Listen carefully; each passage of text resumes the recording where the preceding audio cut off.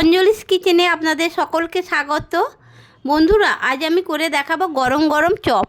এই গরম গরম চপ কিভাবে বানাই আপনারা দেখতে থাকুন। প্রথমে সিদ্ধ আলু করে নিয়েছি, নিয়ে এবারে হাতের সাহায্যে সেগুলোকে ম্যাশড করে নিচ্ছি। এইভাবে আমি আলুগুলোকে মেখে নেব বন্ধুরা। তারপরে এবারে উনানে কড়াই বসিয়ে তাতে এই একটা ভাজা মশলা করব বলে কিছুটা জিরা আর শুকনো লঙ্কা ভেজে নিলাম, ভেজে তুলে নিলাম। এটাকে এবারে গুঁড়িয়ে নেব বন্ধুরা। তারপরে উনানে কড়াই বসিয়ে তাতে পরিমাণ মতো সরিষার তেল দিয়ে দিলাম। সরিষার তেল দিয়ে দিলাম কোঁচানো পেঁয়াজ দিয়ে ভালো করে ভাজা ভাজা করছি বন্ধুরা। এরপরে ভাজা ভাজা হতে থাকছে। এর মধ্যে আমি দিয়ে দেব পরিমাণ মতো লবণ দিয়ে দিলাম কোঁচানো টমেটো দিয়ে ভালো করে ভাজা ভাজা করে নিচ্ছি বন্ধুরা। তারপরে দিয়ে দিলাম আদা রসুন বাটা দিয়ে তারপরে এইবারে বন্ধুরা খুন্তি দিয়ে ভালো করে নাড়াচাড়া করে নিচ্ছি, নিয়ে এটাকে কষিয়ে নিচ্ছি বন্ধুরা। তারপরে দিয়ে দিচ্ছি পরিমাণ মতো হলুদ গুঁড়ো দিয়ে এবারে আমি ভালো করে কষিয়ে নিচ্ছি। এর মধ্যে দিয়ে দিলাম সেই যে আলুটা হাত দিয়ে মেখে রেখেছিলাম, আলুটা দিয়ে দিলাম বন্ধুরা।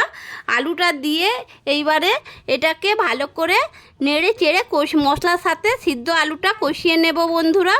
এইভাবে আমি প্রায় আমার আলুটা কষানো হয়ে এসছে বন্ধুরা। এইবারে এর মধ্যে দিয়ে দিচ্ছি আমি গরম মশলা গুঁড়ো দিয়ে এবারে খুন্তি দিয়ে ভালো করে নাড়াচাড়া করে তুলে নিচ্ছি বন্ধুরা। আমার আলুর চপের পুরটা রেডি হয়ে গেল। এইবারে একটু ঠান্ডা করতে দেব। এবার তার মধ্যে দিয়ে দিলাম যে মশলাটা ভেজে রেখেছিলাম, ওই মশলাটা দিয়ে দিলাম। জিরাটা গুঁড়িয়ে নিয়েছি আর শুকনো লঙ্কাটাকে ছোট করে একটু গোটা থাকবে এইভাবে করে নিয়েছি।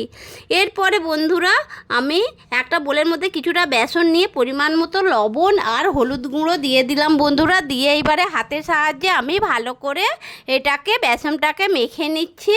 বেসনটাকে মেখে নিয়ে বন্ধুরা পরিমাণ মতো জল দিয়ে একটা ব্যাটার বানিয়ে নিচ্ছি চপের জন্য। ভালো করে ব্যাটারটা বানিয়ে নিলাম। এবারে ওই যে আলুর পুরটা করে রেখেছিলাম, ওই থেকে কিছুটা করে আলু নিয়ে গোল গোল করে চ্যাপটা করে দিচ্ছি চপটা ভাজার জন্য। দেখুন বন্ধুরা, এক এক করে আমি প্রথমে চপের আকারটা দিয়ে পুরটা আমি রেডি করে রেখে দিচ্ছি বন্ধুরা। এইবারে আমি এটাকে চপ বানাচ্ছি। আমার মোটামুটি পুরটা গোল গোল করে চ্যাপটা করা হয়ে গেছে চপের জন্য বন্ধুরা। এইভাবে আমি আলুগুলোকে এক এক করে পুরটাকে আমি চ্যাপটা করে রেখে দিলাম বন্ধুরা।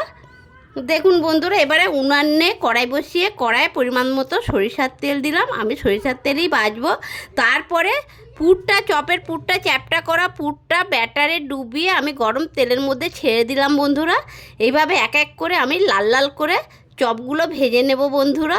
তারপরে আবারও ওই একইভাবে ব্যাটারে আলুটা ডুবিয়ে আমি তুলে নিলাম, ভালো করে লাল লাল করে ভেজে নিলাম বন্ধুরা। দেখুন বন্ধুরা, আমার চপ রেডি। মুড়ি আর কাঁচা লঙ্কার সাথে যা লাগবে না বন্ধুরা, এই গরম গরম চপ খুব স্বাদের হয়েছে বন্ধুরা।